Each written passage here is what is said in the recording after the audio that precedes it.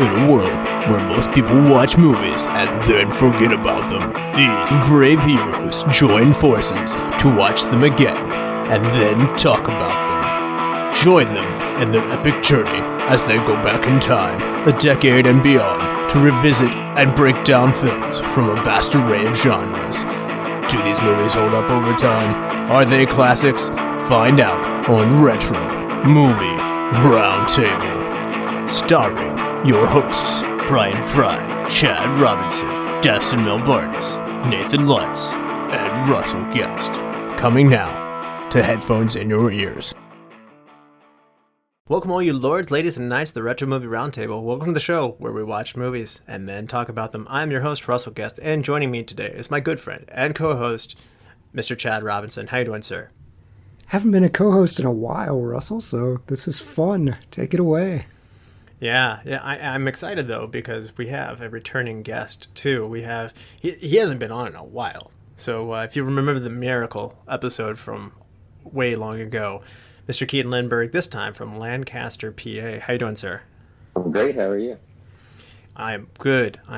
And let's just, to get things going again, so Keaton, you grew up in Pittsburgh. You're a Pittsburgher. And Chad, Yep. You and I have lived in Pittsburgh for a long time. So this is a Pittsburgh all-across-the-board podcast, kind of. What is a favorite movie showing off Pittsburgh that you have enjoyed, Jack Keaton? I think probably my personal favorite to show off the city is Jack Reacher. It just has so many great skyline views, and the movie opens up looking over the river at PNC Park. As a Pittsburgher, that's a really fun one to watch. Yeah, the helicopter scene was filmed right outside of my office building. We were watching them fly by. That was really cool. Chad, what about you? What's a Pittsburgh movie that you like? So I'm going to the opposite direction. I'm going to go worst example of Pittsburgh, and that's Land of the Dead. Because Pittsburgh is such a great setting for a last stand against a zombie tide with the rivers and blowing up the bridge. But it's obviously Toronto. And a little bit of Ontario, not a speck of Pittsburgh. And Romero's from Pittsburgh, so I lament that quite a bit. Film it in Pittsburgh, please. Yeah, well, that was a downer. So, so my guilty pleasure, because I don't know that this is a great movie, but I love the movie Sudden Death from 1995. Nice. It's Jean-Claude Van Damme and the Mellon Arena's taken over by terrorists, and they're going to detonate a bomb in the building, and he fights on top of the dome while it's opening on the retractable dome, and there's some good city shots and stuff in there. In terms of being just a postcard to the city, She's Out of Your League from 2010 is very flattering and makes the city look very good, but my guilty pleasure pick is 1995, Sudden Death. So what's the last movie you saw, Keaton? I think the last movie, just last week, we watched Yes Day on Netflix. I don't know if you've seen that one. I need a little bit of context. What is Yes Day? It's these young parents, and they have 3 young kids, and I think the kids and some of their friends at school convinced the parents to do this new Yes Day concept, which for 24 hours the parents will say yes to anything the kids want to do. So this is kind of like Jim Carrey's Yes Man. Yeah, it's pretty funny. Sounds good. Chad, what about you? Last movie. We're going to be covering a John Hughes movie today, so I went with Ferris Bueller's Day Off, which is very interesting. I saw it last, 15 years ago. I have a completely different impression of Ferris now. You're kind of a selfish jerk, man. He was so cool when I was younger. Yeah, and mine, this is probably going to happen more over the next couple of years, but I watched a Disney movie with my little man, and we watched Lightyear. So the 2022 new one with Chris Evans doing the voice work and not Tim Allen. So it wasn't reviewed well, but I had an okay time. Chad, what's our movie today? Today we are doing, finally, The Breakfast Club. It's the most important meal of the day, and I would join a club dedicated to it. It's my favorite of the 3 meals. So this movie stars Emilio Estevez, Paul Gleason, Anthony Michael Hall, Judd Nelson, Molly Ringwald, and Ali Sheedy. It comes out in 1985, the year when I am born. So Budget is $1 million, and it grosses a heck of a lot more. It gets $45.8 million domestically alone. So they made their money back in spades on this one. They place in the box office was number 13 on the year, and the movie ahead of it was Mask, and that's not the 1990s Jim Carrey Mask. This is just Mask, and it comes in ahead of Pale Rider at 14. Back to the Future is the number 1 movie of 1985. Astonishing, we've not covered that yet. We need to fix that. And IMDb gives it a rating of 7.8, and Rotten Tomatoes, the critics give Breakfast Club an 89%, and the audience score a 92%. And not a lot of, shockingly, not a lot of accolades for this one, but the MTV Movie Awards gave it the Silver Bucket of Excellence Award in 2005. So, Keaton, had you seen Breakfast Club before? What was your first time seeing it? What was it like coming back to today? Yeah, I had seen it before, probably only once, like 7 or 8 years ago, actually. You know, everybody talks about The Breakfast Club. I was like, this is probably a movie I should see to have that knowledge. And yeah, it was. So I didn't really remember the details of it this time going into it, but I kind of remembered it being a slower movie with some really funny moments, and I think I enjoyed it more this time probably than I did the first time. I thought it was really, really good, and I found a lot of really funny one-liners in this time around. So that's interesting. As you have aged and gotten farther from your teenage years, you're appreciating it more then. Yeah, definitely. Yeah. And Chad, what about you? This, as Keaton said, this is just one of those movies people tell you got to see. Had you seen this one before? Right, yeah, of course. It was... They would run John Hughes marathons, 16 Candles, Breakfast Club, Ferris Bueller. They would run these huge marathons growing up, and so I caught this on TV several times. It's been a while since I'd revisited it. I'll be honest, I kind of am having the opposite reaction, and maybe this is just a John Hughes thing. Maybe I need to revisit 16 Candles, but I'm finding myself further distanced from this type of movie and enjoying it a little less than when it was relevant to my life as a teenager or someone struggling with these things.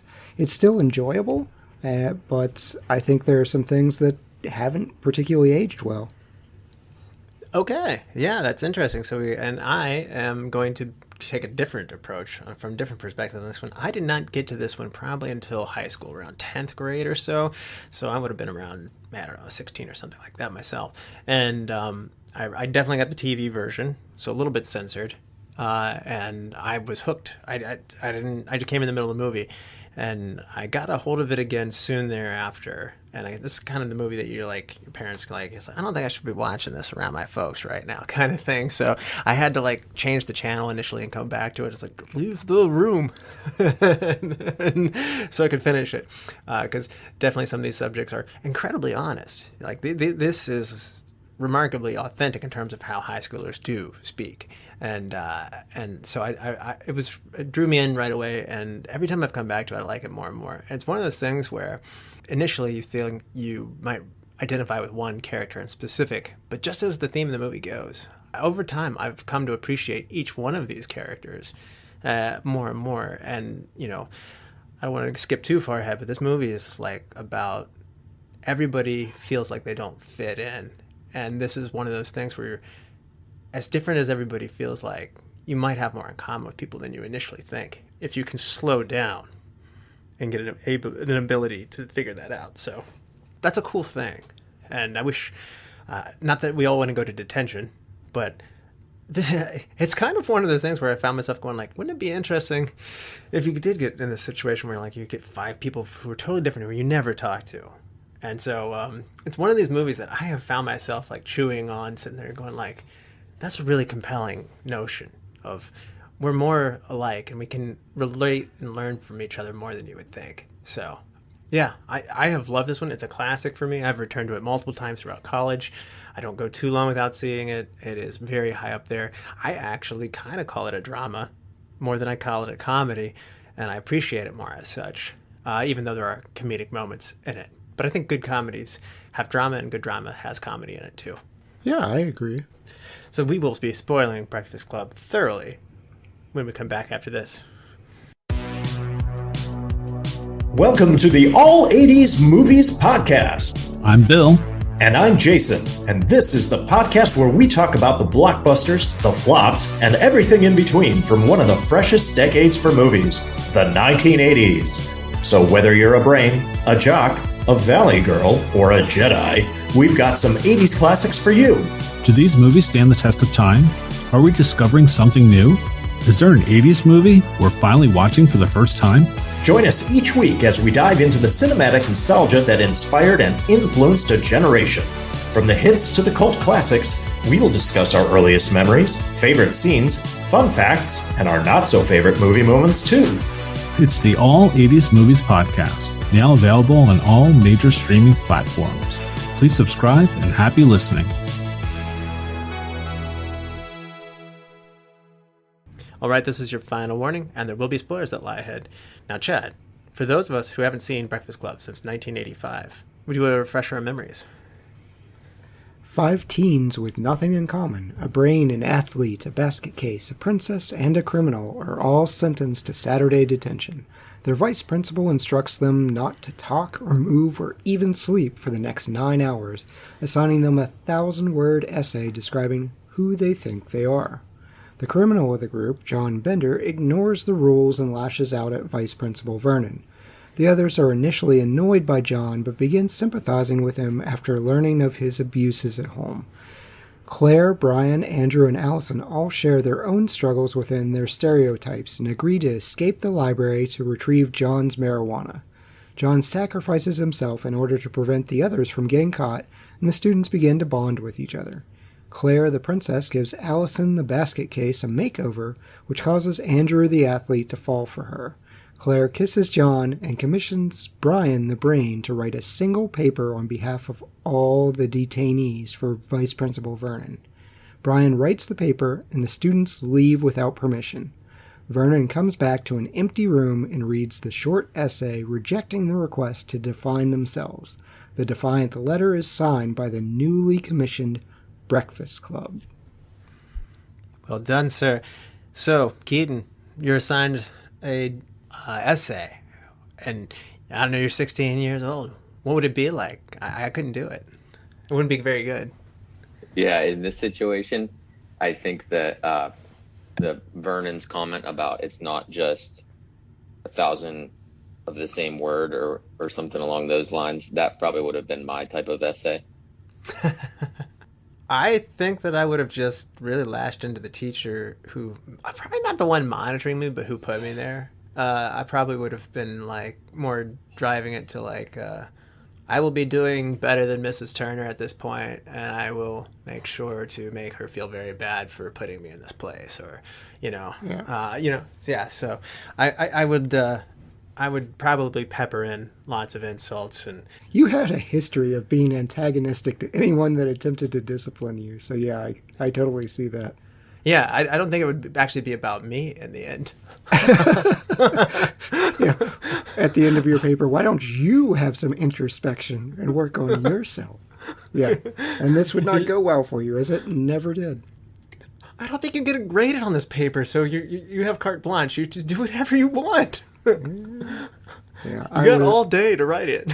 I would have just written the paper. It's like 3 or 4 pages. I would have just written it quickly and been done. I would have gone past. I would have gone past. I got 8 hours in here, man. I can, I would be like, hey, man, you're gonna need to give me some more pages and some more pencils. I got some stuff to say. I never got a Saturday detention. I barely got detention at all. But 8 hours. It was 9 hours actually. That's extreme.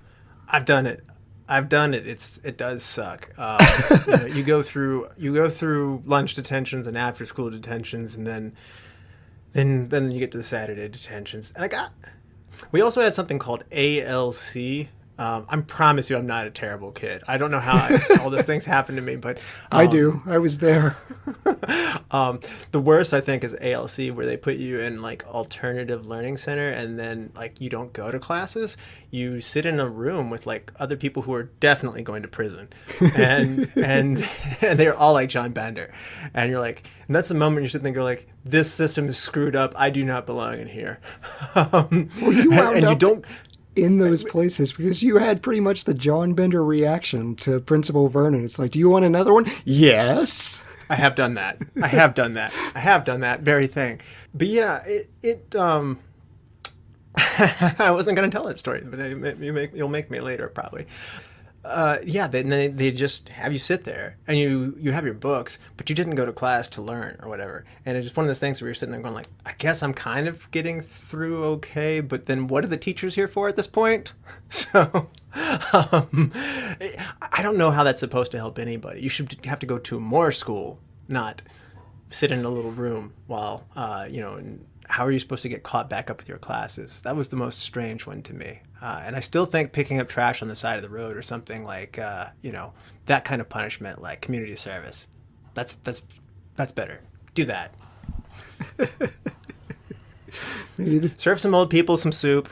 Make some mittens for homeless people. I mean, do that. That's better discipline. I feel like for someone that loves this movie, you failed to bond with the obvious criminals that you were surrounded with. So I know. What just happened? You're like, wouldn't it be so interesting? We have an architect and criminals. Yeah. I fancied myself as thinking of myself as an Ali Sheedy, but in those moments you sit there going like, well, I'm an Anthony Michael Hall. So I was definitely Brian. I'm watching myself. I'm like, oh, I'm the awkward kid, and this sucks. Oh, that's what I was saying. I would have, yeah. You think of yourself as being like Allison, but then you go and then you're like, it's like, oh no, I'm Brian. Yeah. So something sad happens as we grow up. I suppose it still happens to everybody. I mean, around like age 11 to 13, like we develop quote unquote identities, and they're like the choice of clothing, the hobbies, the simple things like the music we love, the income level of your parents, your race, and all these things become really strong things that set these identities in air quotes. And then like other people view you as that, and you get this label applied to you that you didn't necessarily ask for. And it's just such a sad human thing that we do, where we have to put people in boxes and categorize people. And this is just what happens, but those labels are rooted in high school. Like, you're at the peak of this. And so here we have more in common with like those around us than we think, as I mentioned earlier. And it's like really cool to see how this movie starts to unpack that. And I don't think you can do that in real life without being in a captive audience. I think it's a really creative idea, like that they are in detention, not monitored. Again, all the detentions that I had certainly had teachers in them, and they did not leave the room for any amount of time.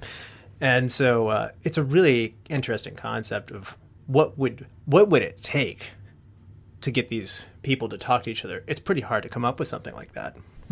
Yeah. I still don't. I picture one particular kind of snobbish girl that was never ever nice to me, and I picture her as kind of the Claire role in this movie. And if I had attempted to talk to her in this room, I would have just gotten a shut up, don't talk to me, and that would have been it. So it is fascinating here. The dialogue's so well written. It does feel like it's coming from teenagers instead of adults speaking through a teenage mouth. Yeah.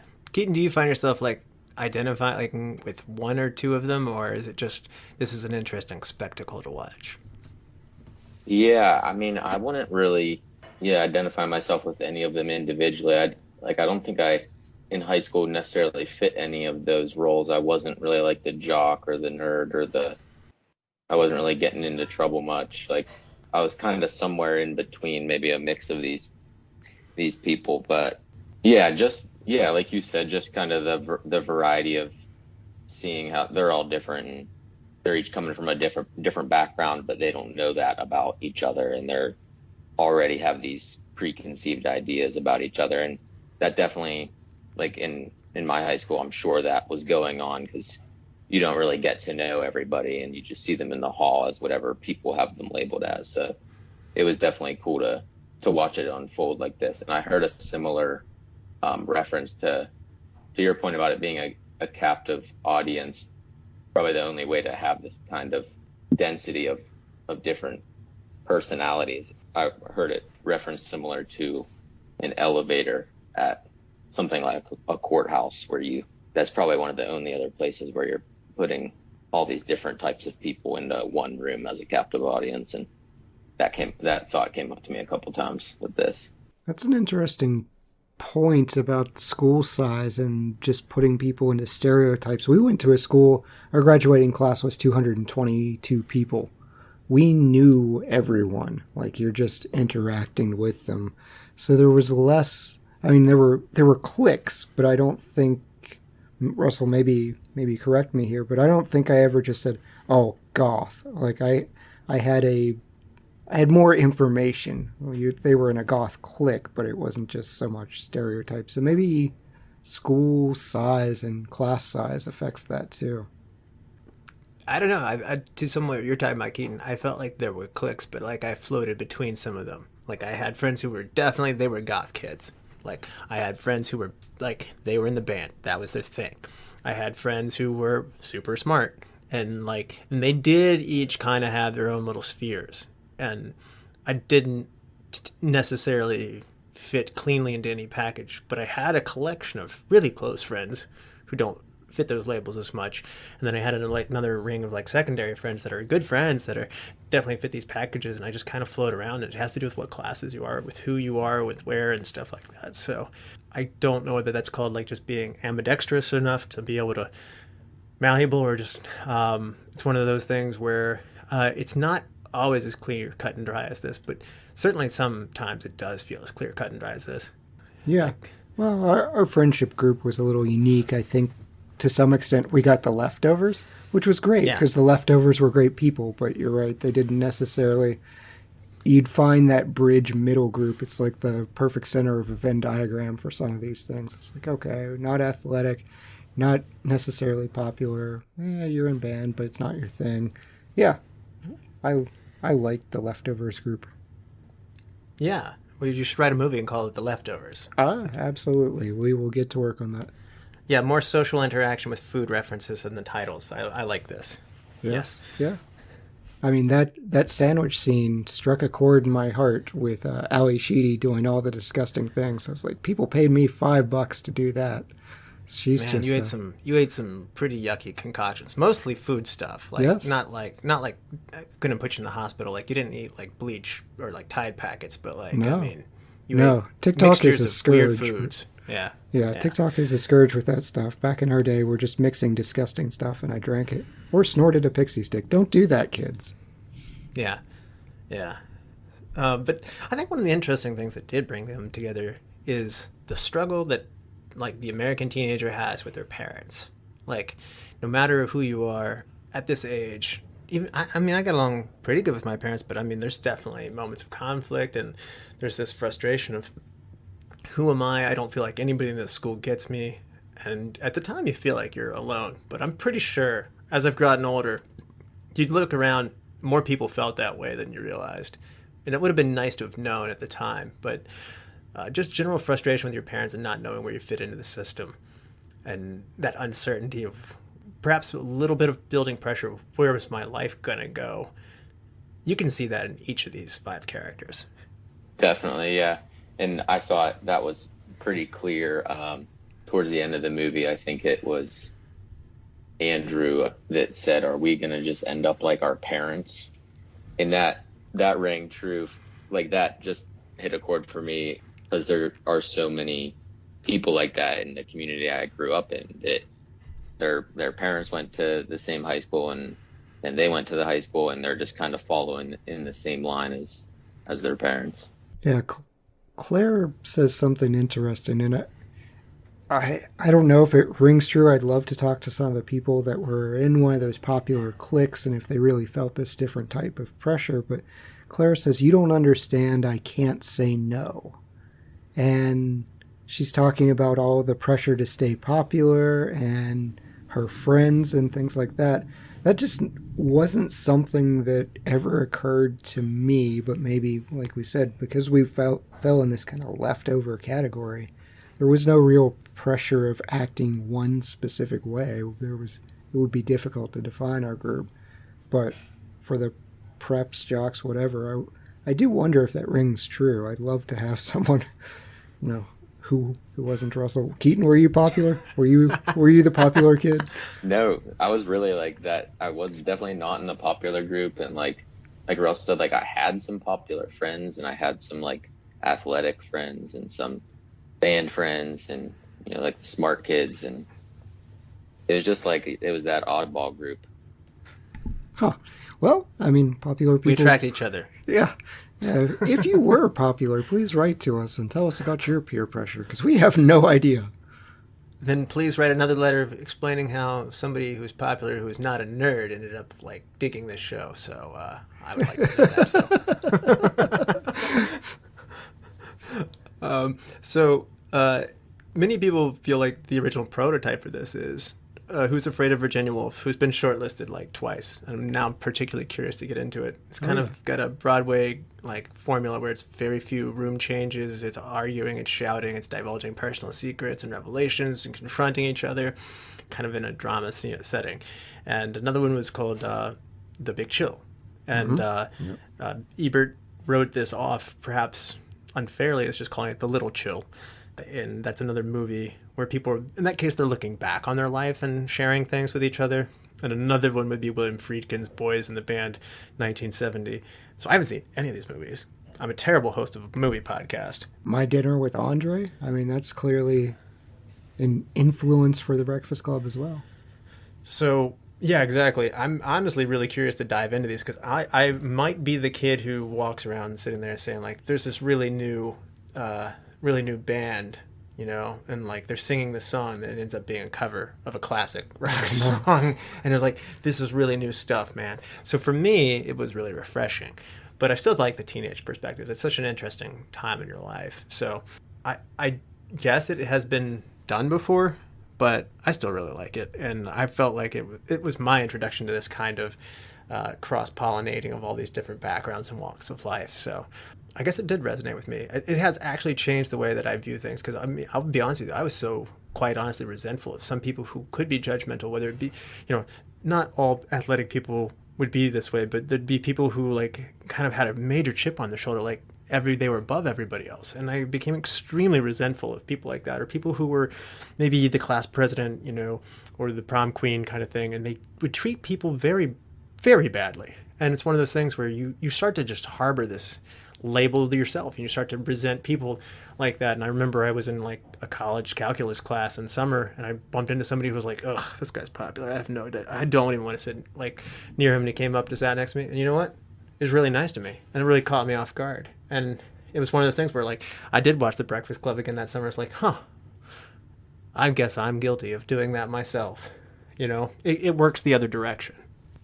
One thing I do want to talk about though is, I think that there's another character who I didn't pay as much attention to when I was younger, but now that I find more interesting as I'm getting older, is Paul Gleason's character of Richard Dick Vernon. And he's such a good antagonist character. Like, he's like a real villain of like, but he's more complicated than I just saw like bold-faced, like authoritarian, like guy on a power trip and being completely unreasonable and talking down to everybody, which he is. He's all of that. But there's layers under there that I didn't necessarily see in the past as I'm studying it more and taking more time to drill through it now. One of the things that makes me like it even more is that he's a good villain character, but he's also incredibly insecure. Like, he's out of touch and losing touch more each year. They're starting to make fun of what he's wearing, and he just can't take being made fun of. He even bold-faced out like says, "I will not be made a fool of." And it's like, it's the opposite of what you're talking about, Chad. He's not maturing gracefully. It's defiant. There's anger in it. And there's like criticism of like, I stay awake at night thinking these kids are going to run the country someday, as if they're not going to continue to develop and develop themselves and stuff like that. There's a lot of anger in this character. I don't know. Keaton, do you like this villain, I guess? I like him for this movie. I think he plays the villain well there, and it goes well with Bender's vibe. They kind of like battle each other in a good way. I think that works. Yeah, I didn't ever really have a teacher or a principal that was this aggressive. So this was like, to me, this was just like, the jerk teacher that is running detention so that he can yell at everybody. I think they've had to dial it down, the people who are like this, because if you fake hit a kid, you're going to get into trouble. So I think this is the 1980s version of people who I feel like I saw or whatever, like the power trip, like I'm in charge. And it's going to be that way because one of my least favorite things you ever encounter is like, because I say so. I definitely had a teacher in the 2000s put his hands on me. He made a mistake. He mistook me for another kid that had a bowl cut that he'd yelled at yesterday, but definitely put his hands on me. Yeah. Andrew Hedgepeth? Yeah, probably. Okay, there were good. many That's of fitting. us. There were many of us, and he did not want to hear, "You have the wrong bowl cut, sir." But yeah, I kind of found him sympathetic. I felt a little bad for Vice Principal Vernon because he obviously cares, and he's spending time lamenting with Carl about these kids. And I disagree with Carl that children and teenagers haven't changed. I think they have. There's definitely a different respect level that's coming from parents. We see it with a teacher crisis where kids are talking back, throwing things. It's different. But I think Principal Vernon, it's just one of those things. The only tool in his tool bag is a hammer. And he's ill-equipped to deal with a problem. He wants to fix Bender, but he doesn't have the right tools. So he's just hammering with a nail as I get deep thunder. This is not dramatic effect. It's just it's very angry outside my house. That was ominous, dude. Yes. Do you want to do that again? I wish it had been far more dramatic what I had said or impactful. No, that was weak compared to that. Yeah. I feel like you should have been saying like, "You shall not pass." Yes, or something from Clue. It's like the body. Sorry. Maybe that needs to stay in. That was a pretty good aside. So, no, it's good. I think without him, Bender doesn't become as likable. Bender's a jerk. He's a total jerk. He's like he softens up and becomes vulnerable at a moment, but like he snaps out of it, and like that defense mechanism of being a jerk goes up. So unless you have a bigger jerk of like as the authoritarian figure, you're not going to come around to like John. And that's why, like, you like John? Well, you end up liking them all, and that's the point. Like, I don't. Well, like Claire's a character who normally, like, I would have judgmental like labels against this, but I mean, you come to like her. You come to realize that some of the things people are criticizing her for and are saying about her aren't necessary. I mean, it's not her fault. Her dad has money. I mean, like, she didn't choose that. And there's a certain like label that comes with that. And I mean, some of it she does to herself, but I mean, other parts of it, are not under her control. And so, no, I mean, like, yeah, I end up liking Claire and John. And I mean, Allison, who doesn't, I mean, just she's hilarious. I think she's the funniest one of the bunch. But like I said, it's just one of those things where you end up liking them all. Don't you, Keaton? Oh yeah, definitely. I mean, when they start to become friends with each other, then you can start to like see how maybe they would represent people in your own friend group or some similarities in that way. And definitely you start to see the good in them. But I could see Chad's point of not really ever getting super fond of Bender. I don't think I ever reached that point either. They make you commiserate enough with him that it's just like, dang, this guy just needs a hug. Like, I mean, this is definitely the result of like a bad home situation, and getting cigar burns on your arm, and abuse and stuff like that. I admittedly was like Andrew when the first time I was watching this, going like, he's making it up. I can't take anything he says seriously because he's so preposterous and over the top with everything else he does. Why would this be true? And it was kind of a cool moment where they called him on it. It was like, oh, I in my own head as a viewer was doing the same thing. So it's like John Hughes as a writer thought of that. So that's good writing. At least it's in tune with what I was thinking. So yeah, they made the mistake with him and Claire. Like, he starts detention with Claire assaulting her. Like, it's straight up that's fair. Sexual assault. Fair. And then they they kiss in the end. They get together. It's like this. Molly Ringwald has said this film, she went to show it to her 10-year-old daughter, and she's like, oh, this isn't great. Like, we're rewarding John for this behavior. And yeah, he has sympathies of his home life, but man, he's a hard one for me to root for. Yeah, he's got the classic ad-lib scene at the end. I love that Judd Nelson raised his fist and no one told him to do that, and it just becomes this iconic movie shot. But the character himself, he's just so disruptive. I'm on the opposite side of this, Ross. I am all the way on Team Vernon of like, this kid's a problem and we've got to do something to keep him out of jail. Like, you hear his family background, it's like, oh no, this kid may be on the same cycle. I hope the cycle's broken, but something's got to change. Wow, yeah. So this is why it's changing for you as you're watching this, and I still see this is somebody who needs to be heard and has some decent friends and family put around him and stuff. So I mean, I don't know. I guess I sympathize with him too much, and he does enough things that are good, like whether it's taking the blame for everybody else, or he does have vulnerable moments. But again, he definitely is his behavior.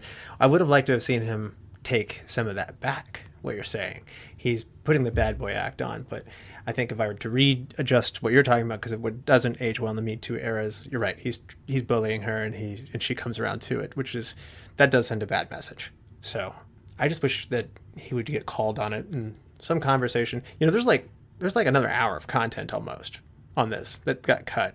I'd like to think that it was there, but given when it was written, probably not. But no. Yeah. I don't know. Keaton, is there anything for you that hasn't aged well? Like here in 2022? Yeah, I had the same thought as Chad about Bender and Claire, but I think and I don't want to offend you, Russell. I know you like Allison's character here a lot, but I was thinking as I was watching it this time that she didn't really come off as like the fun, crazy girl, you know, that is kind of quirky and like you laugh along with. It looked more to me like she was truly crazy and had some stuff she needed help with, which I guess they all do. But no, I loved Allison's. Yeah. Oh yeah, she's covering up something underneath for sure. But I'm kind of on Team Keaton here, especially when she starts lying about her therapist and he's married, and she's like, I'm a nymphomaniac and everything else. It's like, why are you just screwing with people? Like, we never find out why she's there, by the way, which I love. Because she just wanted to be, yeah. I mean, that's so good. The big thing, post-Columbine, there's a huge storyline here that's the problem, is Brian bringing the gun to school to kill himself. That doesn't happen anymore. When someone brings a gun to school, it's for a school shooting, and maybe at the end it's for their own suicide, but it's like, oh man, why? The 80s were just a different time, but that's a biggie here, where kids now are going through shelter in place different than what we went through of hide under your desk from earthquake. It's lock the classroom doors for school shooter. Yeah, that's true. I think that helps when, as they introduce it, it's also with the side of like, I was going to kill myself. Yeah, like, definitely. My head didn't go to that, but maybe in today's times someone could take it that way. But it was just introduced in such a individual little, internal moment where I didn't go with that. But that's an interesting take. One that didn't sit well with me was, and again, I tend to like the outcast and the alternative people. I did not like how Allison was given a makeover. And she was made to change who she was to be more like Claire. And then with new packaging, she could be popular, pretty, and she could have it all, so to speak, as if that popular. If this movie didn't already explain to you, that is not that fulfilling. And then Andrew likes her for it, as opposed to Andrew kind of like, I'm not supposed to like this offbeat character. It's one thing if she just gets a makeover, but then puts her face back on. Or it would be funnier if Allison gave Claire the same makeover for her. And they traded. There would be something like, we're going to try each other's shoes out or whatever and laugh at this and kind of, it's funny. Then they go put their face back on and they are who they are. And Andrew likes Allison for Allison. And that would be better. That's a much better change than just putting her in the tropey white dress and, seeing Not Another Teen Movie where it's the same thing of the nerdy girl with glasses takes out her ponytail and takes off her glasses and then she's just this smoke show. It's, come on now. That is such an 80s trope, though, yes. And it was the 80s, and Ali Sheedy and Molly Ringwald both said to John Hughes, like, I don't like this. So in the end, that had to stay because, like, the ugly duckling, becomes a swan thing was just such a thing at the time you had to contend with. I don't believe that you would have done this in the 90s or O's. In fact, it might have been the opposite where you, especially in the 90s, I think Claire would have loosened up and put a torn jean jacket on and some dark eyeliner. It might have gone the other direction in the 90s. But I think here in today's time, just being respectful of who they are and, again, walking in each other's shoes is one thing. But to change, like, how Andrew perceives her and now she has value, all that stuff. So to me, actually, this is probably my number one thing I don't think has aged as well. And even in doing so, I still love this movie. I'm able to overlook all of these things that we've just gone on, like, I don't know how many minutes this is of things that didn't age well, but... yeah, you're certainly allowed. I mean, it's still an enjoyable movie. Yeah. And it has super 80s music montages as well, which is not always up my alley, but I'm able to overlook those too. Cast, though, I mean, Keaton, what are some of the... What is it that... This asks a lot of the actors. There's no one major actor. It's an ensemble cast here. What is it they got so right about this cast to you in terms of the actors playing these characters? I think probably the way they play off each other for me is the best. Maybe it's just the way that they kind of blend as a group. And I believe they were all at different ages too, right? Which is interesting. Some of them were actually high schoolers while some of them were older. So that's... Yeah. Kind of interesting how for the different roles they had to find somebody that fit that role, whether they were at the age or not. Yeah, Judd Nelson was 25, Molly Ringwald was 16. So was Anthony Michael Hall. Yep, yeah. Emilio Estevez was 23, and Ali Sheedy was 23. I'm normally not a fan of casting 25-year-olds as 16-year-olds, but Judd Nelson is very good in this role, so he is. I'll let it slide. And I think it's believable, and I think it's an understood expectation. Like, this dude's been held back at least once. Yeah, that's fair. I didn't think about it that way. Yeah, when I was actually watching this with my wife, and I think it was her first time watching it all the way through, and she said that at the beginning. She was like, is he just the older kid that hasn't graduated yet? Yeah. Okay, then it works. Then you're putting it to work for itself. Then I did not perceive that big of an age difference between Emilio and Allie versus Molly and Anthony Michael Hall, but yeah, it all seems to work for me. It helps that Anthony Michael Hall looks a little bit smaller because he's gonna play this character who's like nebbish and kind of small and nerdy and kind of stuff like that. Like, he's skinny, so getting somebody who's deliberately younger and looks like he's younger than everybody else fits the character's casting really well. It's kind of funny, though. He hit like a growth spurt in this, and by the time they were done filming, he ends up being taller than Judd Nelson. So there are inconsistencies in height. I'd never noticed it before, but once you're told, then you can't stop seeing it. That's awesome. That's like such a small time frame that they could have lined that up. It's the second time it happened to him too, because I read that it also happened in Vacation, because he's Russell from Vacation and Chevy Chase Vacation, and it happens there too. So Anthony Michael Hall sure picks some strange times to grow tall. So you got to do it sometime. Molly Ringwald and Anthony Michael Hall actually end up dating in this movie. I thought that was an interesting thing. So on screen and off screen. So. Yeah, 2 back-to-back movies will do that for you.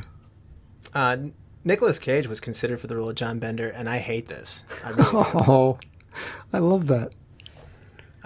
Yeah. It's better than John Cusack. He was also considered. It's not better than John Cusack. John Cusack's too nice of a guy for Bender, which is what John Hughes said. But, yeah.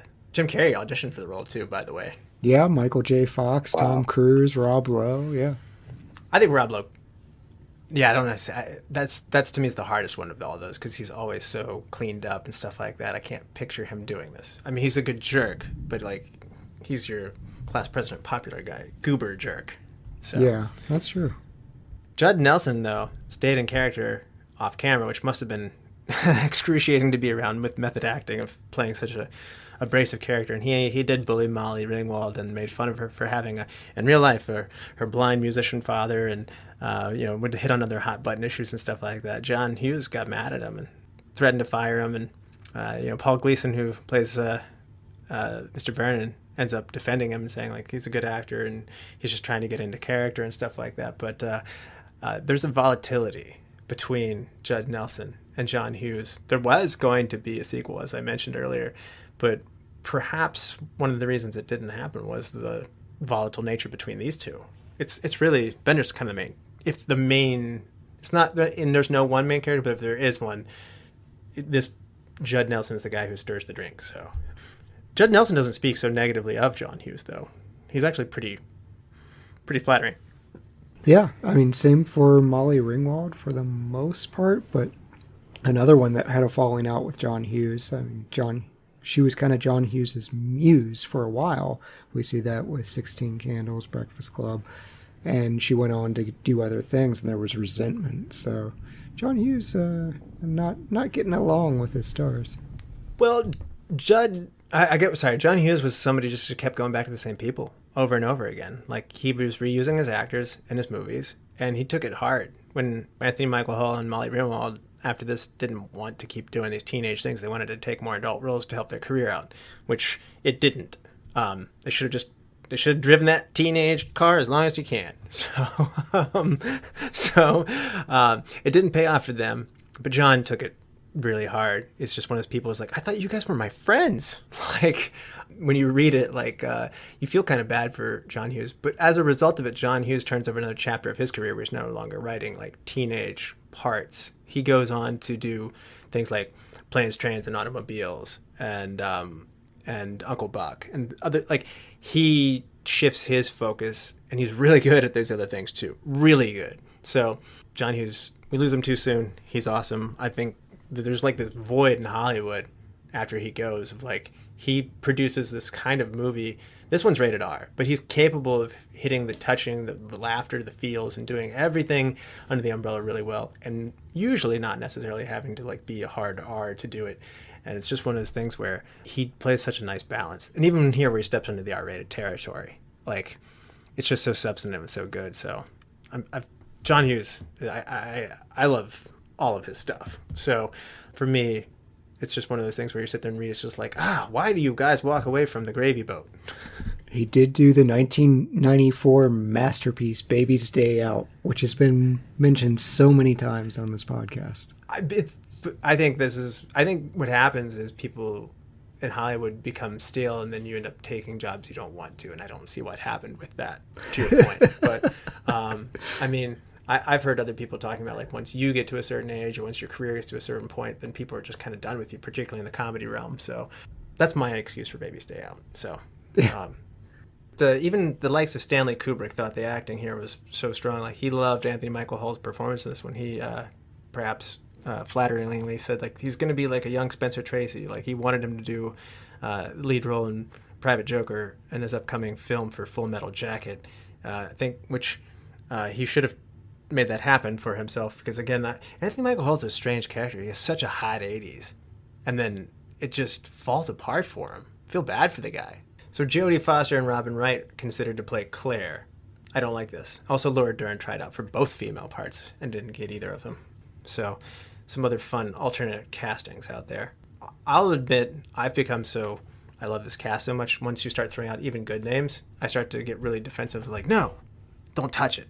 I'll be honest, Robin Wright in this role, I'm intrigued. I kind of want to see it. I know you're defensive about the Claire role, and Molly Ringwald was perfect, but Robin Wright strikes me as she could do it. I think she's got the buttercup sass, so I'm intrigued. We almost got Rick Moranis in the janitor role. I thought that was interesting. I want that a lot. I do too. Creative differences. What differences do you have over you're the janitor of the school? Like, it's a small part. Come on, Rick. whatever the differences were, just do it. Yeah, we got John Kapelos on this one. There's nothing wrong inherently with John Kapelos, but I want Rick Moranis being... Apparently he was reinterpreting this character as a Russian immigrant. Of course he was. And the producer... And he grew a beard for it, too. Like he was getting into it. And the producer, Ned Tannen, hated it, so vehemently opposed Moranis's portrayal of this character. Is written to be such strong reactions of it. He insisted that he be removed. And so John Hughes, as the director, was going to, like, he's pretty giving. And you'll read in these actors, like they like him because he gives them freedom to explore. He will sometimes get them to reconsider. It's like, I don't think this is right for the character. This is the problem. What would you do about that? As opposed to just bold-faced, like, again, that's not what I need, again. So John's pretty workable. But in this case, the producer stepped in and said, I will not have that Rick Moranis fellow on this movie. He's out of here. It almost sounds like he was trying to sabotage it. Like, this is something producers level where you're trying to make something so bad but still make money. Like, did he go in on a bet of, hey, can you just play a random Russian immigrant that makes no sense in John Hughes' movie and get away with it? Turns out, nope. No, you can't. Why not? I'd still watch it. Although they still planted him as the class member of the year in the hallway, if you caught that. Yeah. So I alluded to my liking of John Hughes hitting the heartfelt moments, the comedy, and just hitting great balance and writing good characters and excellent dialogue. And he does this across all of his movies, in my opinion, except for Baby Stay Out. Keaton, what do you like about John Hughes? He's the writer and the director here. Yeah, I mean, I wasn't as familiar with John Hughes, being that I wasn't born until 94, so a lot of these movies I just hadn't seen or didn't think I had seen. But then once I kind of started looking at his list of movies, there were some of the classics that I remember growing up, like Beethoven and 101 Dalmatians, the Home Alone movies. Those were so good, but probably a little bit different style of movie for him. Like you said, that he kind of changed as he was working through his career. But yeah, I liked it. I liked that he kind of took the approach with the Breakfast Club to let the actors do a lot of ad-libbing and trying to let them riff off each other in the scene. And I thought that played really well here. He has such a strange career. Like the 80s, especially the early to mid 80s, they're teen focused, but they're kind of pervy, I guess, in a little ways. It's like something. It was the 80s, though. I mean, yes, that's true. It's true, but some of the things that he writes, 16 Candles. There's a distinct underwear scene. Weird Science. The entire movie is built around building a woman, but then he transitions. Oh, it's hilarious. It is hilarious. It's funny. But then he kind of transitions off of that into much more family-friendly stuff with Uncle Buck, Christmas Vacation, Home Alone, Beethoven, all the movies that Keaton was mentioning, Dennis the Menace. I think John Hughes is just really interesting that he had a hard time getting this made. Like, his name didn't carry the clout that you would think it would. They didn't want him to direct it. And he had to prove to them that this was a low-cost, one-location kind of endeavor. And, again, $1 million is a meager budget, but he totally hits the box office and can, after this, he has freedom to do things that he wants to do.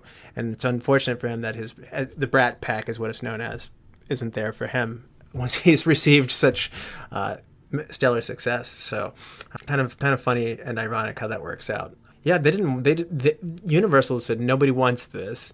To your point, Chad, they said there's no scenes with boobs and like naked boobs and party scenes and guys drinking beer and doing keg stands. This is what a teenage picture is in the 80s, they explained to them. Right. And John Hughes was sitting there going like, I think you're grossly underestimating the audience and what teenagers are, and for that he gets many, many points. So we kind of railed on some of these things that you wouldn't do today, but he advanced what a teen movie is so much. I mean, there was a notion from somebody to, like, they all sneak out and go look through the girls' locker room as if anybody would be there on a Saturday. So luckily they cut that. And those really cheap moments like that are not here in this movie. There is a crotch shot up a Molly Ringwald skirt at some point, but it is within what Bender's character would do in that moment, even though Molly Ringwald was super embarrassed and didn't want to do it. Yeah, and this should inform you as a director, like, when you can't actually shoot these things, it's a body double for most of these things. Like when Bender is kind of groping at Claire, it's a body double. Most of those close-in shots are someone else, because she was 16, as we've pointed out. So maybe if you have to go get an adult to do these things, maybe don't shoot those shots, but I don't know, that's just me. I mean, what Bender did is still, that's within the character. You just wouldn't, I'm assuming you just remove the shot, though. Yeah, that's fine. Yeah. Okay. Well, we know it won't be Chad's shot of the movie then. Yeah. I mean, it is distinctly 80s. The carrying around a naked picture, like a cutout naked picture of a girl from a magazine. Well, yeah, cell phones are a thing now, but even in our high school and our junior high, that wasn't really a thing. No kid was just carrying around a naked picture of a girl in his wallet, I don't think. I remember some kids got sent home for like wearing a Corona beer t-shirt that had like scantily clad women on it, but I mean, it's a beer t-shirt too. So, right. I mean, he was pretty screwed from the beginning. But I like that John Hughes treated this like a play. They shot it in sequence. I'm not an actor, but I just kind of find that to be an interesting way of sorting it out for everybody on the crew and organizing it. Not always common. And they also rehearsed the movie as if it were a play, and they ran through it multiple times. Again, it's small scale, like a Broadway play. And so in order to help prepare and to get the vibe for this, that's how they did it. They kind of ran through it three or four different times. And it's interesting, too, that, again, this has to go out of John Hughes' territory into the R-rating territory, which isn't really where he lives, but it's done with such authenticity in the dialogue. This feels like what teenagers like talk. They make fun of each other. I think they made a really good point of, like, you're screwed either way. Either you're a prude if you haven't had sex, or you're a virgin and you're uptight. And you're a prude, or you're a slut. And like that weird double standard of you'll be judged no matter what is in there, and the social boxes that they're shattering, and like the labels and stuff in this. To me, that seems so not 80s. So I think it's doing far more new things that seems like on par with like what you would do today. Personally, like that seems like 30 years ahead of its time. Yeah, no, I agree that I think them kind of us as the viewers seeing them all kind of come out of their pre-described box, I feel like that is ahead of the times, because that's the kind of stuff that, you know, people now, with everybody's awareness to mental health and everything, that's the kind of stuff I think that definitely gets included now that probably wasn't thought about as much in the past. I like that they had regret for, like, he bullied a kid and it bothered him. I like that there was a kid who was contemplating suicide, and that there was somebody who was just acting so ridiculously strangely to everybody else, but under there was somebody really hurting. And this is just such not an 80s thing to do. It's not even a 90s thing to do, really, like to dive into all the vulnerable parts of those characters like that. Really well constructed characters. Yeah, I mean, I think coming off of particularly 70s, late 70s, yeah, there's a lot of talk of losing virginity, and there's emphasis of that. And the 70s were just an insanely horny period of time. But here the kids, they're not stupid. I mean, yeah, we're trying to put them in some form of stereotype, and they still remain mostly in that box by the end of the movie, with the exception of, I would say, Ali Sheedy. But they're given room to talk, and it's not ridiculous, contrived dialogue that when I think of the 70s, I think of just really bad dialogue for the most part of this age group. You know, what slang, hip terms are children using nowadays? And then someone writes that down. It's like someone actually had a conversation with teenagers and did a lot of research before before John wrote this movie. Yeah, it seems timeless in that way. Even the wardrobe choices like are neutral enough that they don't seem ridiculously dated. Like Claire could have easily like been like over the top 80s, especially by 85. Oh, yes. We're starting to enter the absurd. The like, big hair phase. Yeah. It's not totally 88 yet, but like we have left the 70s and we are in the 80s here fully.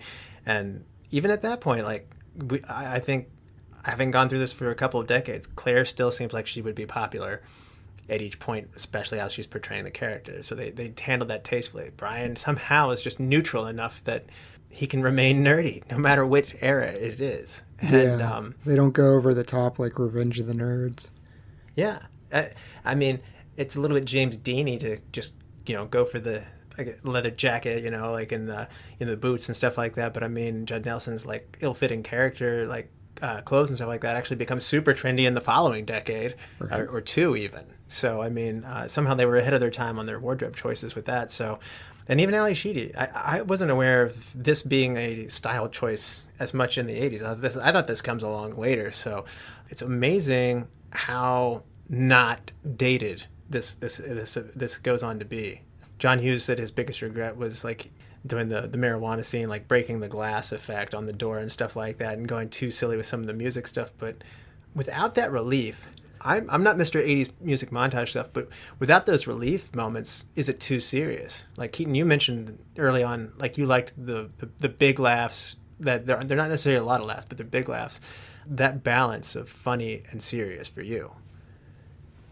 Yeah, and it kind of is a slower movie, being that they're in one location the whole time, and you almost get the vibe that this is a long day. It's 8 hours in the library, and like, how are we going to fill this time? And I thought that was interesting. Just you kind of get that feeling early on, but I like how you get to see them move around and kind of get into their shenanigans as you would expect.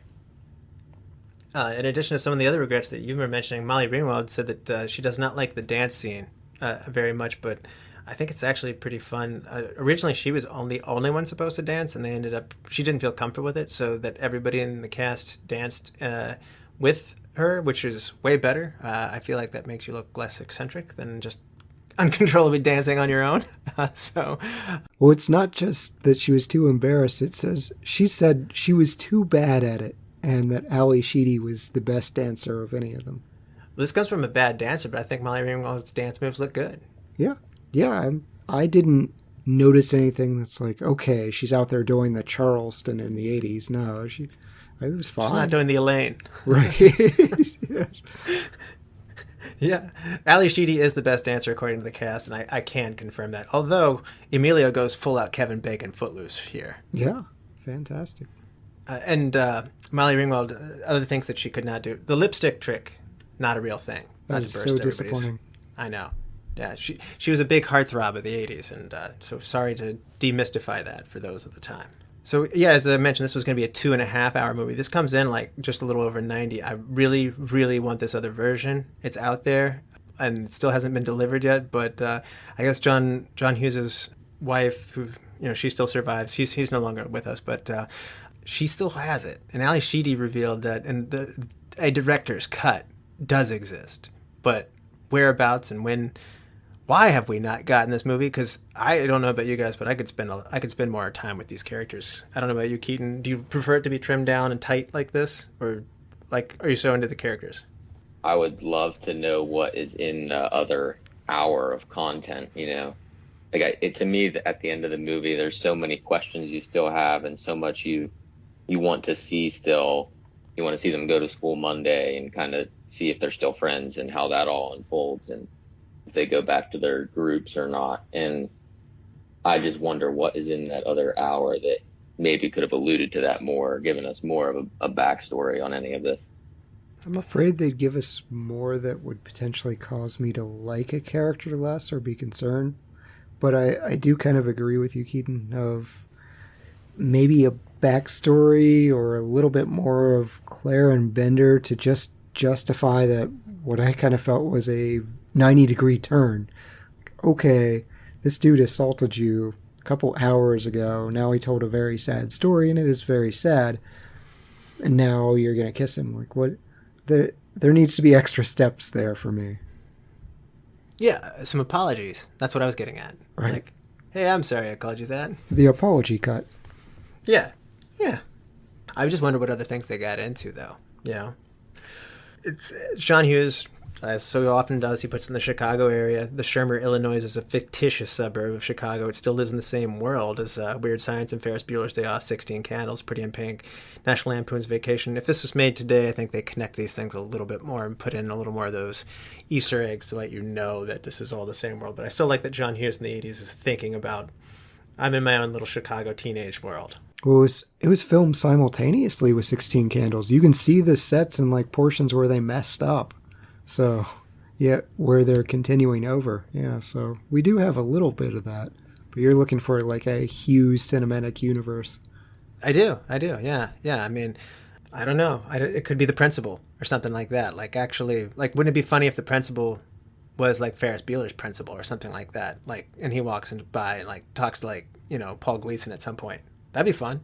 That was so weird. He's not a principal. He's a dean, and I don't understand. Do high schools have deans somewhere else? No, they don't. Not to my knowledge, but in the John Hughes universe, it can happen. I guess. That just struck me today. I'm like, why are we avoiding this title? That is funny. But yeah, I would like a little few Easter eggs. Not full tilt interconnectivity. I don't need or John Hughes just popping up in the back of Ferris Bueller's, like doing something disruptive in the class or something like that. Like just really small stuff. Yeah. Like when Ben Stein's like doing Bueller, and like have Judd Nelson make a little cameo in the back of the class and say something funny and have everybody laugh at him. Yeah, Bender. Yeah. This library is a school gymnasium. They didn't shoot it in the school library that they actually shot this in, which is actually in Maine, North High School. They specifically for the film, they got it closed down 1982 for when filming had begun. It later goes on to be like a Illinois State Police building, like, but it's like it's very brutal. So it's very, but not in a good brutalist way. It's very prison-like, which goes to feel like this, like oppressive kind of teenage years kind of theme that they're in, where like there are no windows in any of these shots. And they picked such a good building to, again, captive audience. It's not an actual prison movie, but there's moments of like bars, like wired glass, them running through the hallways, hitting the bars. And so, again, it kind of reinforces that with the setting there. To me, this is the biggest school library in the world, I said. Yeah, they go back to it, too. Not to keep going back to Ferris Bueller's Day Off, but they use the interior scenes for Ferris Bueller, so there is some attempt of establishing this school. I did not realize. I need to watch the two closer together. I'm glad you're picking up on some of these things. That's funny. Also, bad architect note or bad design note. These railings are totally like I'm very aware. I'm looking at a set. Like the railings are like 12 inches apart. Like these are totally baby killing handrails. These are the least code compliant handrails in the world. So. Oh, you are a killjoy. Like, who watches a movie and goes, not to code? Don't be that guy. I was just aware I was looking at a set because maybe it's just an unsafe high school. I'm sure there were things that weren't code in our high school. And if your school is designed to be that crappy, why do you have this really interesting, nice, high art piece of sculpture in your library? That was the other thing that I had to ask. Like, this thing is all over in all the shots. They're hanging on it. They're clinging to it. It's like, it's kind of cool. Like, it's like the it is abstract. Like, they themselves are still forming themselves. And so I appreciated that. But I found myself going, it's like, what crappy designed high school has such a nice statue in its gigantic, massive library inside? This is... You get the random rich donors that just donate weird stuff to the school. And I could totally see that happening. It's like, well, now we've got a weird statue to the library, I guess. To our 3 times too big library? Yes. Yes. Yeah. It's where students need to learn. Yeah. It has to be at least 3 times this big. I talked a little bit about the wardrobe things, but there's also, they make little personalities moments in their cars that they drive up in and in the lunches that they have. And they just take a lot of attention to detail with everything they're wearing. Like, all of those things that they're doing, they did a really good job of constructing each character. Again, on limited funds. I guess this stuff is pretty attainable. It's not like shot in the past or anything like that, but I just appreciate that level of detail. I think that's one of the things that makes it seem so timeless to me.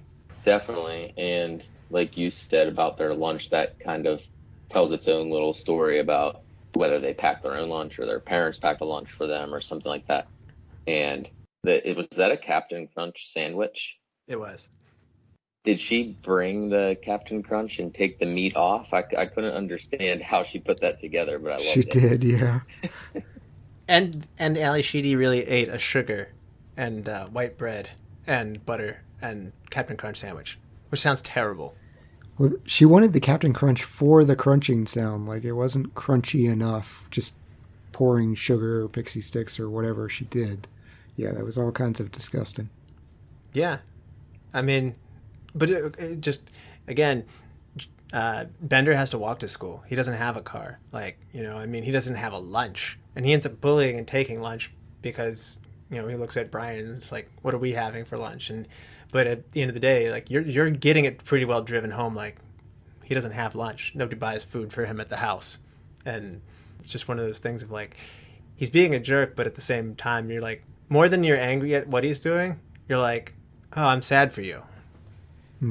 Andrew was the better, I guess, because he could fight back, but Andrew clearly had the most lunch to steal from. Like, take his food.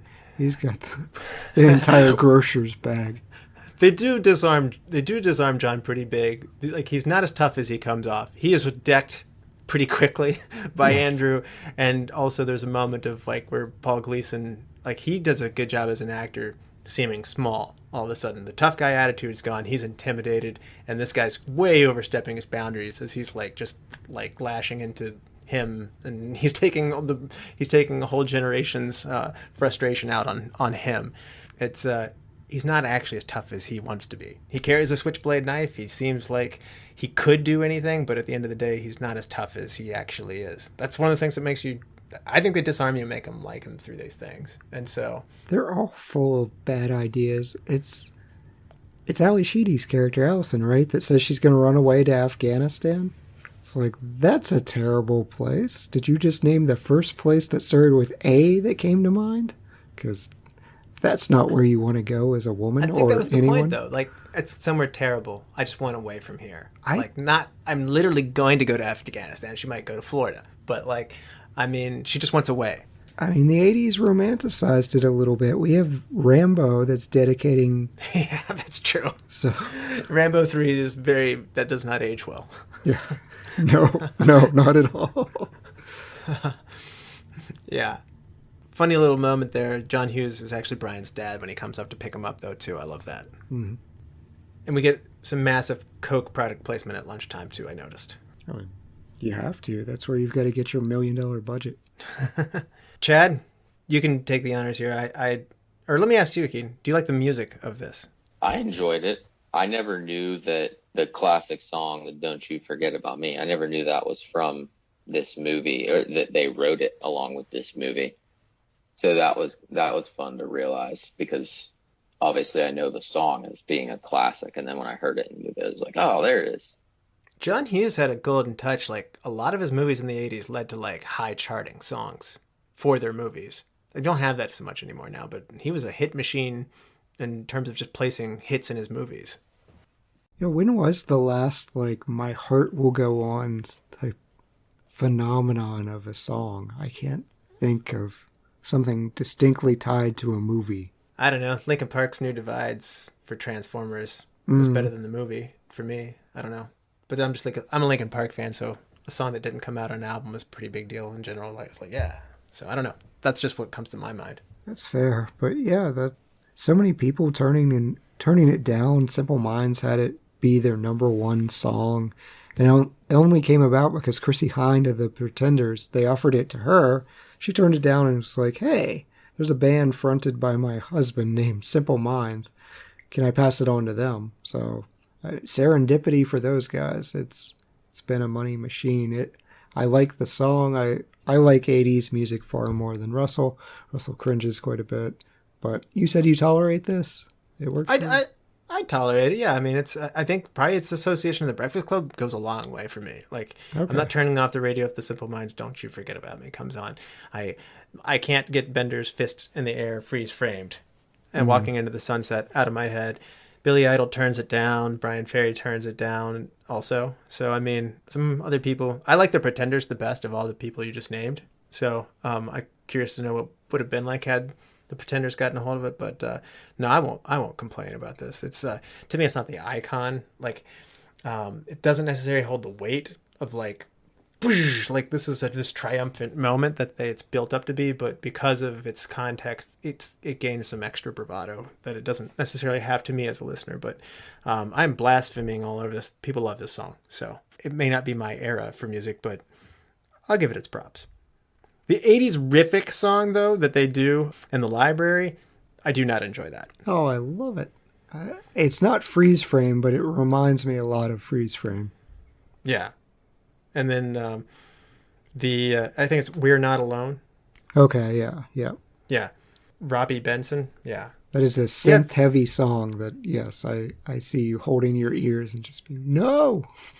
This is where some of my, don't do that. Just let's play "Don't You Forget About Me" for the 4th time. Give it the Graduate treatment. It's like, we're going to play the same Simon and Garfunkel song 7 times throughout this movie.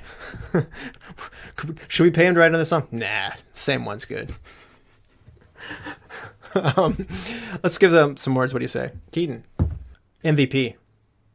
My MVP, I have to go with Anthony Michael Hall. I love his role, and his one-liners are just so funny. He just had me laughing the whole movie, and I think he plays a really good mediator in this group where he's kind of bridging the gap between the different people. Yeah, I like how feeble he is. I'm really frustrated with my parents too, guys. So he does that sheepish kind of like, am I allowed to talk kind of thing? How many times was that? 7. Shut up. 8. Chad, MVP. I went with Paul Gleason as Vice Principal Vernon. He's the driving force that's uniting these kids, and his attempts to kind of corral them in, I think they're really hilarious. I'm getting concerned how much you like this character. Oh, yeah. Like, yeah. I'm a fan. I am the old man that I'm just waiting for the tennis ball on my walker so I can shake it from my rocking chair on my front porch and say, get off my lawn. Like, I've got about 15 years before that happens, but I'm looking forward to it. You need the friendly janitor to come give you a talk and some perspective, Chad. I do not, no. But I want the Rick Moranis Russian janitor to come talk to you. Might be more convincing. Yeah. So it's hard not to go with John Hughes on this one, but I think Emilio Estevez is really good in this one. Like, his vulnerable moments are excellent, and like, he exhibits a really strong range from what is seemingly the hardest road to get there. He's that simple, dumb jock. So to give all that depth to what this meathead is doing and stuff like that, he does a really good job of all of that. So it's always stuck with me for some reason. So Emilio Estevez gets my MVP, but I love this whole cast. So best supporting actor, there's not really many supporting characters in this one, but if you had to do it, that's just the way we do it. Keaton.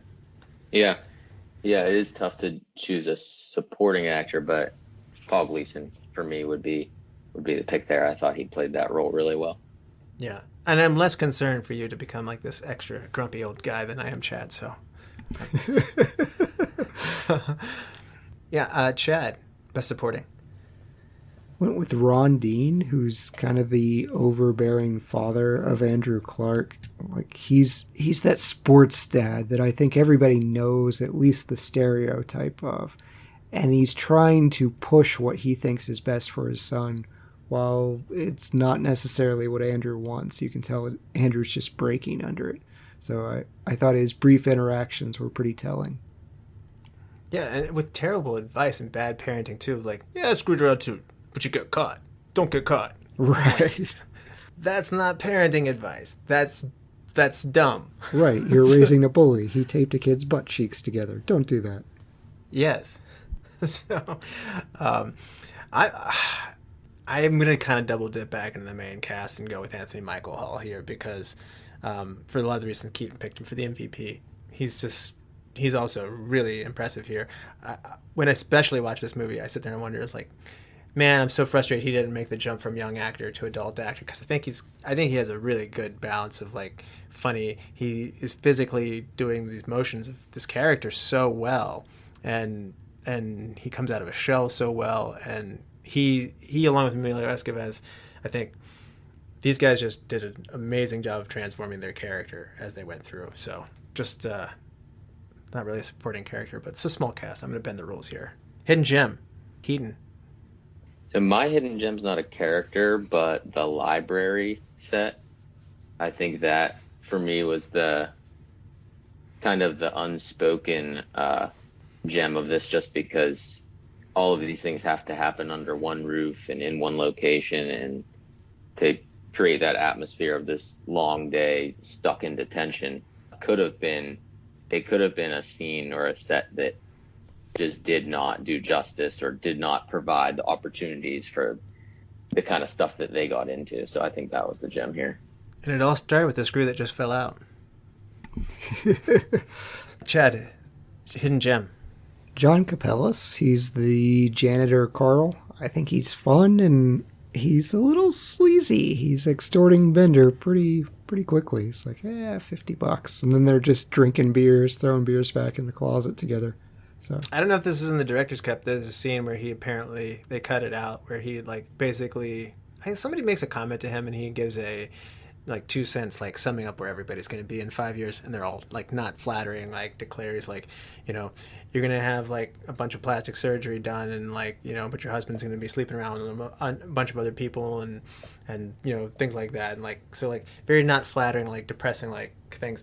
I got the fact that Carl was more in touch with the kids, and I'm glad they cut that, because he was more hey, they're gonna grow up. We were pretty messed up too, was kind of the message, and we will find a way. They will grow up, kind of moment. It's just so that's incongruent with him. So I'm glad they cut that out, though. My hidden gem along Keaton's line is going to be, I kind of alluded to it, the sculpture. I thought that was, they use it to personify these characters and how they interact with it, and where they are as the relationship, how it's positioned between them. It's definitely something that they put a lot of thought into with how they shot it within the characters in there. So the way too nice sculpture and the way too big library.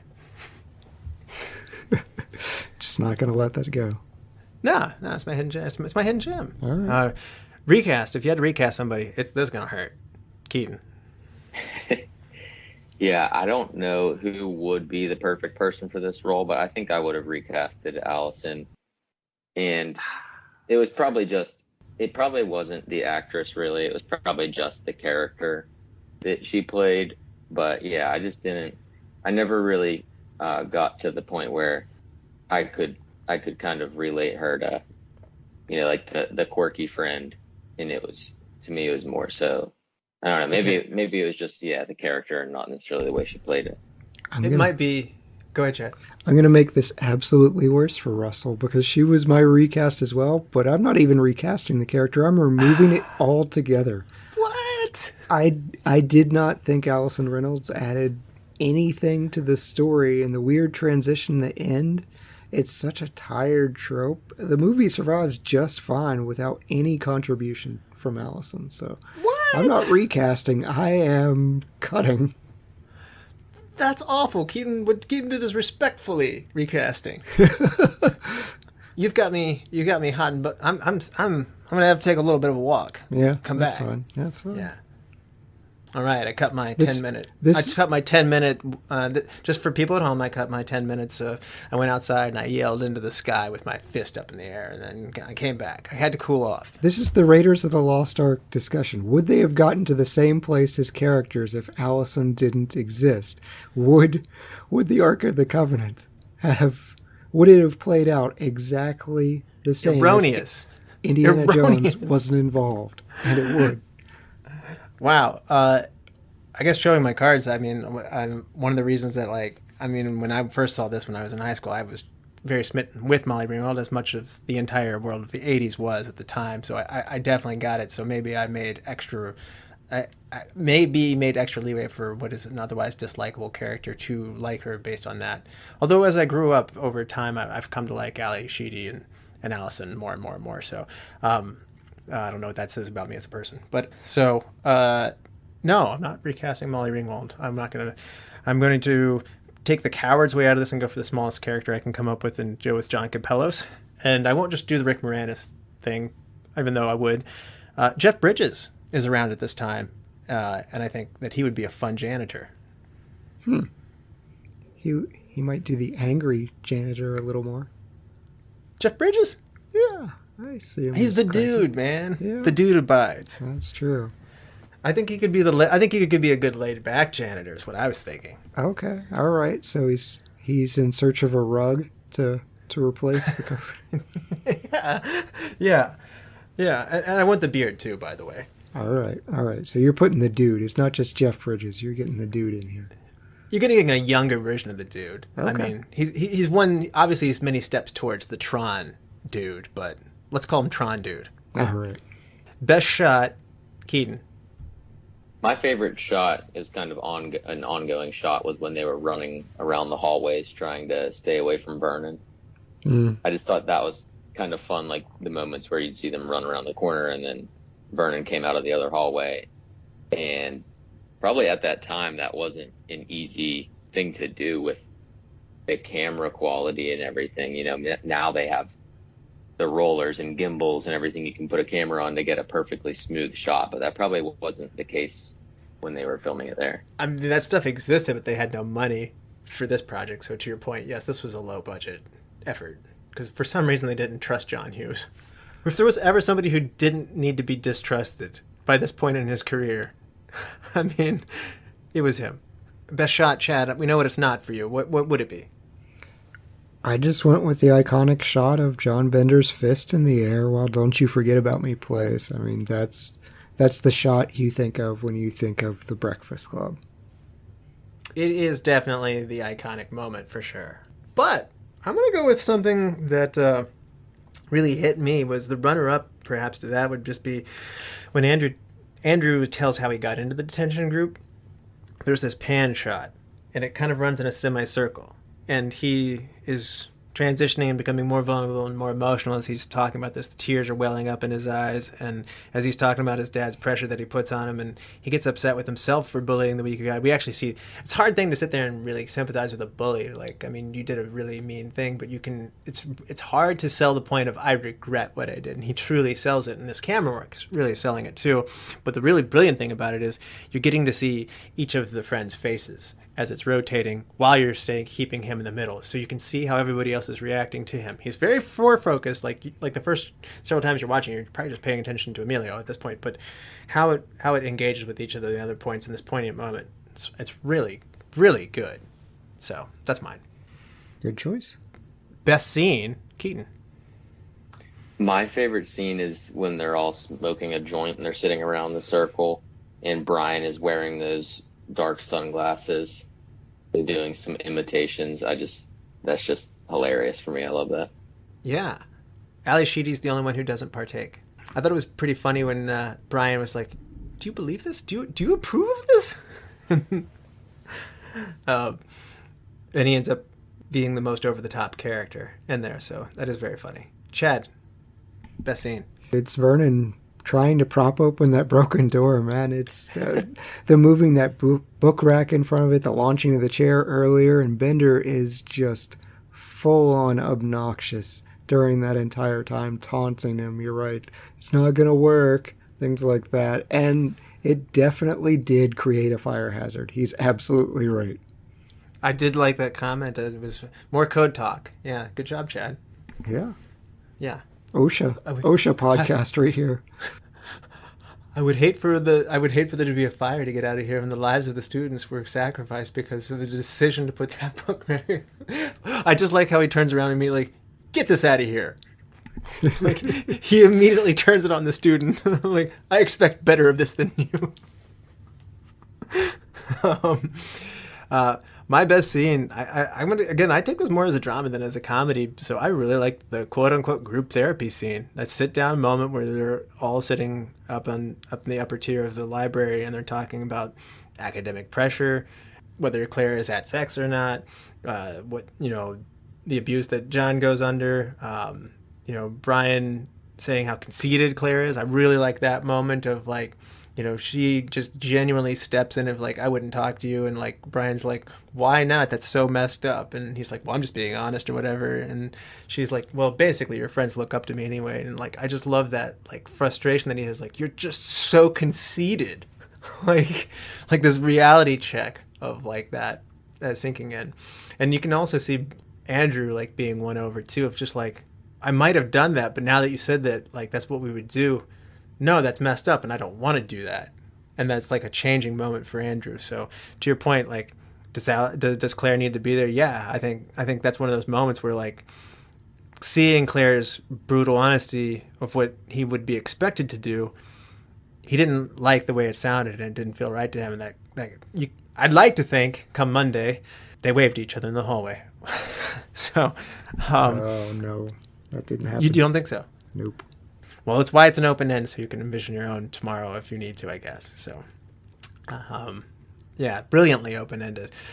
Best wardrobe makeup moment, of which there are many fun ones to choose from on this one. How about you, Keaton? Bender's outfit, that was my favorite, which I read that was what he auditioned in too. Mm-hmm. Yep. He was already kind of working on his method acting when he went for the audition. There's an interview of him on YouTube, like talking about the character. It's so funny to see. He's a very, very thoughtful, very intelligent actor, and this is so not what he did. Like, I mean, he grew up as a, state government kid, and to be able to get to this point where he did this, I mean, he actually went to a high school and bought some minors beers, and like you claiming his ID as a fake ID, getting into the part, like figuring out, like, he cracked what John Bender is, and it was so not what he was. So I actually am pretty impressed, like, how convincing he is, like, as Bender, given that's just so not who he is. That's a hard thing to try and be, and he nailed it. Although I'm not in favor of bullying cast members offset. No, the Jared Leto treatment. Yeah, exactly. So, Chad, best wardrobe or makeup moment for you? Yeah, same thing for me. I went with Bender's outfit. Yeah. Well, I'm going to go with Allison before she gets the makeover. And I think she's just so quirky and off the wall and fun, and yeah, just there's so much personified in each of their wardrobes and stuff like that. But something about her is just her character comes through most especially with hers.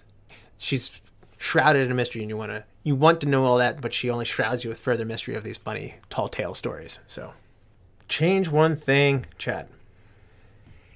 I've touched on it a little bit. I think I'm going to change. There are a couple things that don't fit, but I think the most shocking in 2022 is Brian bringing the gun to school. Have it be some other type of pills, or saying I got caught with a bottle of pills that I was going to take, something like that. Huh. Wow, I thought he was like I thought just a suicide risk alone was... I don't know about the gravity of the moment there. Interesting. I really thought you were going another direction than that. How about you, Keaton? Yeah, I think I would change the relationships at the end of the movie, and probably most specifically Allison and Andrew getting together at the end, aside from the whole makeover for him to really accept her. That aside, I think that it was just kind of random and sudden, and that it didn't really add to the conclusion at all, or how they would maybe go into the next week of school. And other than like their one kind of personal conversation where Andrew went and talked with her on the side, I didn't see very many moments that they were kind of connecting personally or anything like that that would make me think that they should be together at the end. So that's what I would change. In the non-speaking roles, you could see her taking interest in him, in fairness. Like, you could see her, like, when he was talking or putting John back in his place, like, you could see some kind of, like, raised eyebrows of, like, oh, I get the appeal I get the appeal of you, but to your point, when does he notice, like, I think I like this offbeat girl? They go to get food together. I think the drinks together, and they have a moment in the hallway. But I'll agree with you, Keaton. It wasn't enough to lead to of like, oh, you guys are an item now. Other than like, whoa, she combed your hair back and put blush on your face. You're pretty, and that's all I need. Right. So, now you have value. Yeah, you've nailed mine as well. Like, I actually am okay with them just being friends at the end of this. And that goes for Bender and Claire, too. I don't think the female characters must become romantically involved with other people who are in the Breakfast Club together. So I think it actually strengthens it to make it deeper than just infatuation. You know, if you want to save that for Breakfast Club 2, Brunch Club, like, that would be fine. Had he gotten his...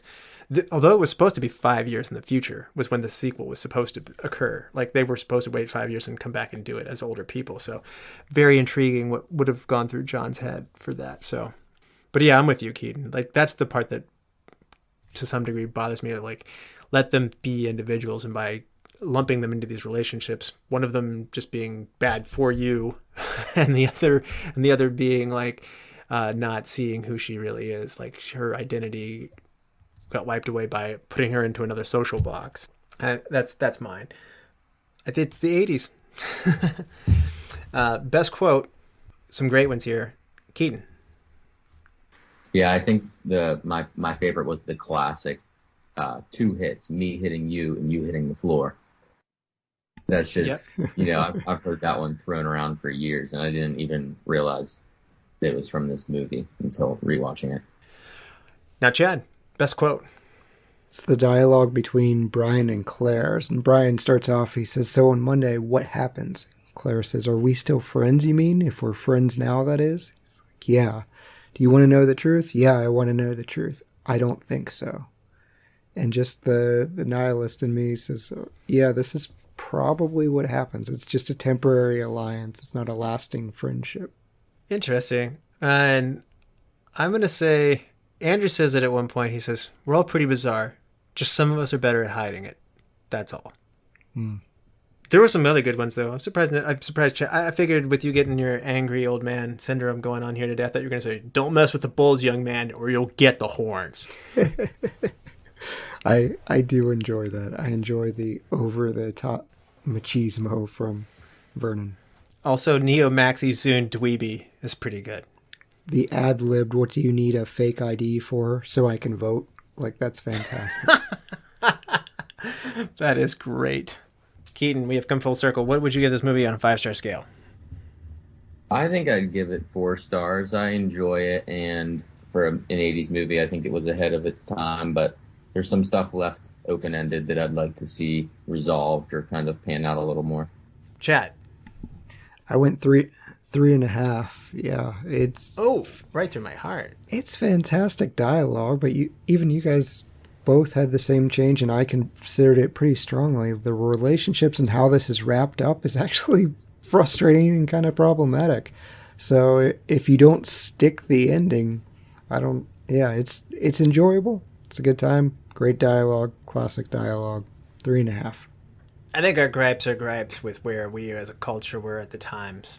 That's where the attitudes of women were, and it was reflected in the film. So as we go back 30 years later, it's remarkably ahead of its time in many ways, but in the other times it's obviously stamped for when it was. So I don't know. I'm one of these people can find criticism and then still do this, but I'm giving it a 5-star. I love this movie. I've come back to it so many times, and so no movie's perfect per se, but I think this hits that moment of like high rewatchability, just highly quotable cultural moment. Library of Congress. Can't believe this thing didn't, like, this thing deserves award nominations to me. It didn't get any of that. Probably too goofy and packaged to younger audiences, but it speaks to teens and in such a way. It's few movies make me think this much about like what it means and stuff like that. And so if it kind of, you watch it and makes you a better person, like when we did like 12 Angry Men or Mr. Nobody or something like that, there's something poignant in there that I find rewarding. So I am very frustrated by that grouping, by the way. Yeah, well, Anyway, to me, it's just one of those movies that I enjoy thinking about it. I enjoy returning to it, so I'm going 5. So I know some people are going to be like, wait a minute, you said it had these problems. It does, and it's okay. You can have It's a still 5-star problem movie. Like, it's fine. 5-star does not mean Yeah. perfect, as you said. A 5-star means you enjoy it at the highest capability. Yeah, this is in my top 10 dramas. Yeah. All right. So, Chad, you want to help me pick a movie for next time?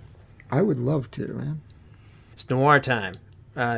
Dark Passage from 1947. A man convicted of murdering his wife escapes from prison and works with a woman to try and prove his innocence. Option 2. The Killers from 1946. Hitmen kill an unresisting victim, and the investigator Reardon uncovers a past involvement with a beautiful, deadly Kitty Collins and the mob. Option 3. Where the Sidewalk Ends. In 1950. Detective Sergeant Mark Dixon wants to be something his old man wasn't, a guy on the right side of the law. Will Dixon's vicious nature get the better of him in his investigations? These are all new to me, but I think I have to go with The Killers, only because I like the song Mr. Brightside. It has nothing to do with the movie. I'll pick that one. This is not the Ashton Kutcher one, by the way. Well, that's a positive right there. Yeah. No Katherine Heigl, no Ashton Kutcher, so... Yes. you Getting know. better all the time. Yeah, we're up to a full star, and we haven't even seen it yet. Keaton, thank you so much for coming back, man. We appreciate it. We went long on this one, but it's a good one.